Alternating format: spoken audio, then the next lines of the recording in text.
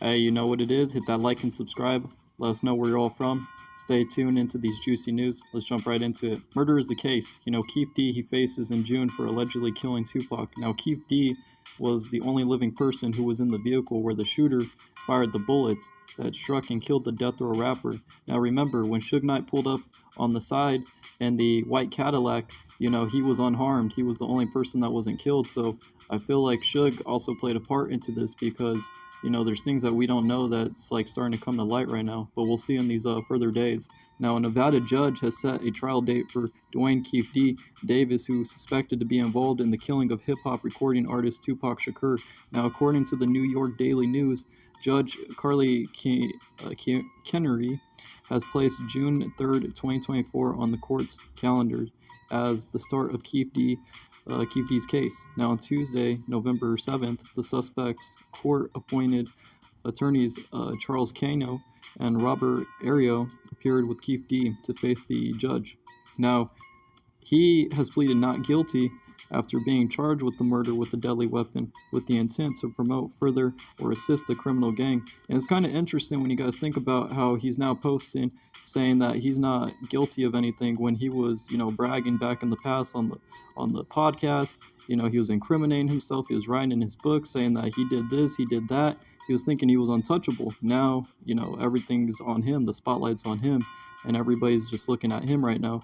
So Chief Deputy District Attorney Mayor D. Giacomo told the court that the amount of evidence in Davis's case is as voluminous as I've ever had it in my career, according to even the news reports about it. Now, Kano and Ario expressed to the judge that they were still going over grand jury transcripts. Now, the defense attorneys will have until late December to file a petition against the murder charge, but the 6-year-old is scheduled to appear before Judge Kinnery on January 9th, 2024 for a status check. Now, according to the Associated Press, his attorneys say they will file documents requesting that he is to be released on bail until his trial starts.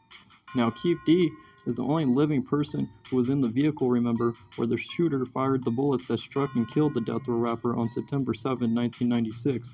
Now, he was arrested on September 29th in Henderson after Las Vegas police officers raided his residence on July 17th. But Tupac was shot multiple times in a drive-by shooting in Las Vegas after a Mike Tyson fight on September 7, 1996. Now, if you guys remember in my past videos when I posted the video of him in the casino, you could see exactly what was going on there.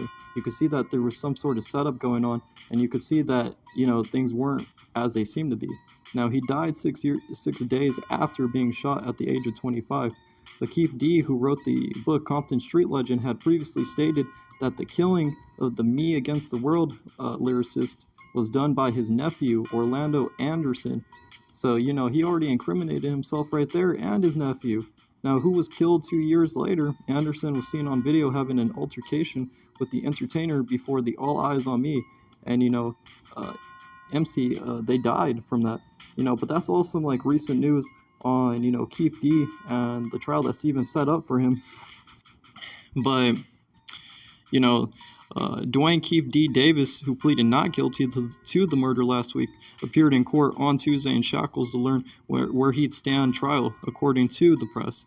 Now, a judge set a trial date, remember, for June 3rd, 2024 for Davis, who is currently in jail in Las Vegas. But Davis was arrested on September 29th outside of a home in Las Vegas. Now, the same residence where a search warrant was served on July 17th, the Associated Press reported in September that it was Davis's wife's home. Now, Davis, who's 60 now, and from Compton, California, is the only living person who was in the car from which the shots were fired from, according to the AP. Now, Davis wrote in a 2019 memoir and also said publicly that he was the mastermind behind the shooting that killed Shakur and also wounded Marion Suge Knight, one of the founders of Death Row Records. So, Suge was wounded, but, it's still kind of sketchy because he should have been killed too if that's the case. But for some reason, he's the one that walked out alive. Now, the book detailed his life leading a Compton faction of the Crips gang. Now, in the memoir, Davis claimed he was given immunity from prosecution in 2010. And after giving Los Angeles cops details of Shakur's killing as well as of the LA murder of rapper Christopher Wallace, who was also known as the notorious B.I.G. and Biggie Smalls. Check out those past videos I was talking about Biggie. Now, prosecutors have said that Shakur's killing was related East Coast and West Coast gangsta rap. Now, clashes at the time, they told a grand jury that before he was killed, the rapper was involved in a fight at a casino on the Las Vegas Strip with Davis' nephew, Orlando Baby Lane Anderson. And as I told you, if you go look at those past videos, I got that video of him in the casino where things just weren't seeming and adding up.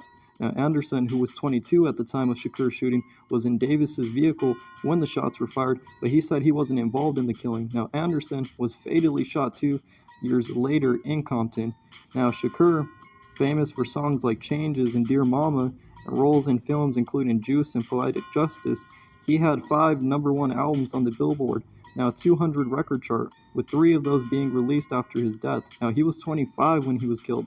Davis has said he's been diagnosed with cancer, and his lawyers, Charles Cano and Robert Ario, say they plan to file documents asking that their client be released on bail before the murder trial. And so, I feel like that's like a sketchy altercation right there too, because now he's trying to use his health to get out of the situation, or he's trying to use his health to get out of the situation that he has caused for himself. But it's crazy because even Rick Ross wants Jada Pinkett Smith to let Tupac rest in peace. The Hollywood actress recently released her memoir, Worthy, where she made several bombshell revelations, including details about her friendship with the late West Coast rapper and MC. Now, talking about this right here, as I was saying in my past videos, Jada was trying to say that Tupac asked her out, that she denied Tupac of even trying to date him, that she was this pillar for him. She was saying all these things, and it came to find out later by fans and, other people in the media game that some of the things that she's saying is not true, and it's just all about the Jada Pinkett and Will Smith story. That stuff got to stop right there. But Smith, who has been public about living with alopecia, said that Tupac suffered from the hair-losing condition as well, which garnered tons of reactions from folks online who felt she might be divulging too much, including Ross. Now, and she just wants that clout now. Why is she all of a sudden coming forwards and talking about all these things too that she's not even really supposed to be talking about? She's just wanting that, clout, and she wants that, fandom and fame.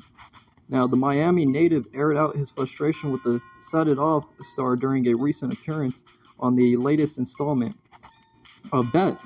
Now, what Jada doing won't affect the decision of me ever getting married, but what I'm saying is, damn, baby, you got to be a better and greater example than that. The 47-year-old said the hustling rapper urged the actress, come on, Jada, let Tupac rest in peace. And that's the words coming from Rick Ross himself right there. And he added, we ain't need to know that, dog. A legend, he has been dead for 30 years now, before mispronouncing the condition, calling it alopecia. And I'll show that video in another video of him mispronouncing alopecia. But Ross noted that instead of telling old stories about the former death row signee, she should have told us a real story. Talk about your husband, baby. You married him. Now, the rapper joked, tell us how you feel walking down a carpet one time. You ain't have on no panties or something, before reiterating, Pac gone, he got alopecia. One time for everyone with alopecia. And so I'm going to show you that video in another video coming up. But these are all just some recent news of things that have been going on in the media game, going on with Tupac Shakur, going on with Dwayne Keefe Davis, going on with Suge Knight, Snoop Dogg. I'm going to keep you updated with all these juicy news, but hit that like and subscribe. Let me know where you're all from in the comments below. Let me know what you're all thinking. Let me know what you want to see next.